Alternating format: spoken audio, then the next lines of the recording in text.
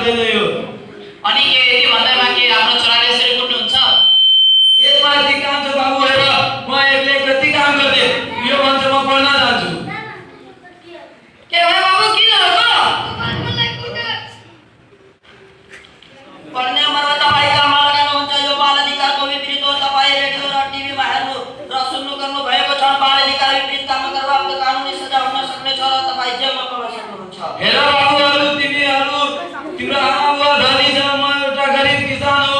म चाहिँ खेतीबारी गरेर आफ्नो पेट पाल्छु र आफ्नो घर चलाउँछु।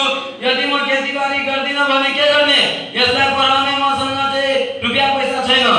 हेर्नुहोस् काका, बालबालिकाको चौधरी विकासका लागि खेल्न पाउने, घुम्न पाउने, साथसाथै विभिन्न क्रियाकलापमा भाग लिन पाउने बालबालिकाको अधिकार हो। प्रत्येक वर्ष भदौ 29 गते बाल दिवस मनाइन्छ भन्ने कुरा के तपाईँलाई थाहा छैन? हो त, वास्तवमा हामीलाई घरमा, स्कुलमा वा मद्रसामा सबै ठाउँमा मायालु व्यवहार गर्नुपर्छ।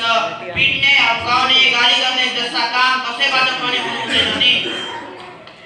हो, यिनीहरूले सही कुरा भन्यो। र तपाईँ रेडियो सुन्नुहुन्छ होला र तपाईँले रेडियोमा यो पनि सुन्नुभएको छ होला कि बालबालिकालाई सुरक्षित हेर्न पाउनु र बालबालिकालाई आवश्यकता अनुसार स्वास्थ्य र पोषिलो खानेकुरा खुवाउनुको साथै बेला बेलामा कुर्सी लगाउने र बिरामी हुँदा उपचार गराउनु पाउने बाल अधिकारको हक हो। र बालबालिकालाई गाली गर्ने, पिट्ने, हप्काउने जस्ता कार्यहरू बालबालिकाको अनुचित कुरा हुने रहेछ। के तपाईलाई थाहा छैन? गरिब, असत, अपान र सबै खालको केटाकेटीलाई उत्तिकै माया र ममता पाउने बाल अधिकार हो। के तपाईलाई अहिलेसम्म पनि थाहा छैन? र काका, तपाईँले यो पनि कुरा सुन्नुभएको छ होला रेडियोमा कि छोराछोरी भनेर छोराछोरीलाई भेदभाव गर्नु यो कानुनी अपराध हो र यसको विपरीत तपाईँलाई जेलमा जान सक्नुहुनेछ। हेर बाबुहरू, तिमीहरूले मेरो आँखा खोल्यो र म अब यसलाई तिमीहरूसँगै पढ्न पठाउँछु र मलाई यो चाहिँ थाहा छैन तिमीहरू कहाँ पढ्छौ? काका, तपाईँलाई थाहा छैन?